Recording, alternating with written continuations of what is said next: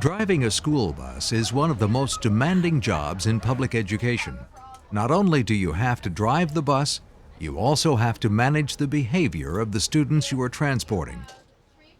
This video will address this important issue: how to implement intervention strategies for students that exhibit inappropriate behavior while riding a school bus. During the course of this video, we will address what it takes to maintain proper student conduct. We will explore the rules students are expected to follow and examine the consequences if they don't follow these rules. We will also dramatize role-play situations demonstrating techniques bus drivers can follow to intervene when students exhibit inappropriate behavior. And finally, before we get started, let's look at a goal that can be realized by all bus drivers. When a student misbehaves on a school bus, it doesn't take a psychologist to figure out the student's problem. It takes someone with common sense. Therefore, the premise for this video is to show common sense techniques that can be used to alter students' behavior. The video will be divided into two sections. The first section will introduce cognitive issues, rules and regulations that govern student behavior, and the consequences that follow if you disobey those standards.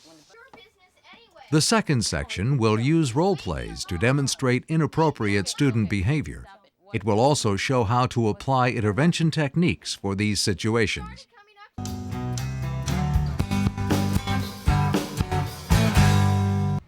Before looking at some of the rules and regulations that students are expected to know and follow, let's analyze one of the most important concepts of dealing with student misbehavior. Approximately 10% of all students riding a school bus behave exceptionally well. Another 10% present continuously disruptive behavior.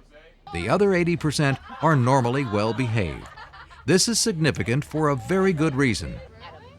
You don't want the majority of well-behaved students influenced by the small group of students who are displaying inappropriate behavior.